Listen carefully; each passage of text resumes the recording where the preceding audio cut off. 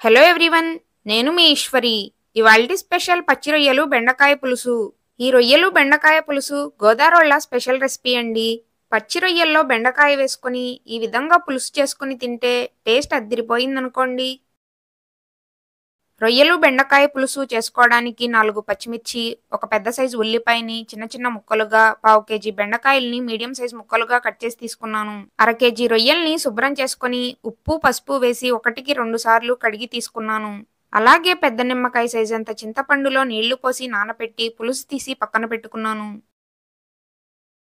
ముందుగా మట్టి దాకలోకి 3 స్పూన్ల ఆయిల్ వేసుకుని, ఆయిల్ వేడయ్యాక అందులో ఉల్లిపాయ ముక్కలు వేసుకుని ఉల్లిపాయ ముక్కల్ని రంగు మారేంత వరకు వేయించుకోవాలి.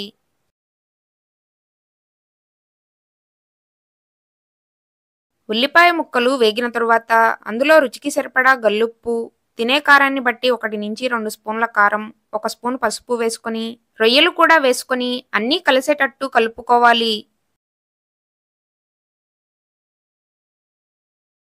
ఇలా కలుపుకున్న తరువాత అందులోకి 1 స్పూన్ అల్లం వెల్లుల్లి పేస్ట్ వేసుకొని పచ్చివాసన పోయేంత వరకు వేగనివ్వాలి.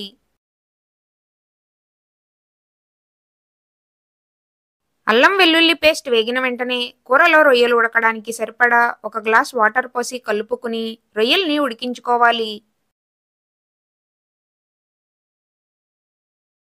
రొయ్యలు ఉడికిన తరువాత కూరలోకి చింతపండు పులుసు పోసుకొని అందులోకి బెండకాయ ముక్కలు,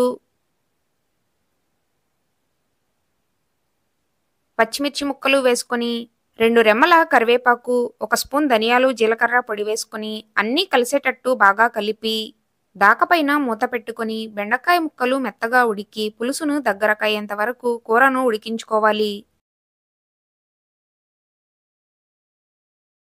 బెండకాయ ముక్కలు చింతపండు పులుసులో మెత్తగా ఉడికిపోయి పులుసు మీరే కన్సిస్టెన్సీలో కావాలనుకుంటున్నారో చూసుకొని చివరిగా కూరలో 1 స్పూన్ గరం మసాలా, కొద్దిగా కొత్తిమీర వేసి కలుపుకుని కూరను స్టవ్ పై నుండి దించేసుకుంటే గోదావరోళ్ళ స్పెషల్ రెసిపీ పచ్చి రొయ్యలు బెండకాయ పులుసు రెడీ అయిపోతుంది.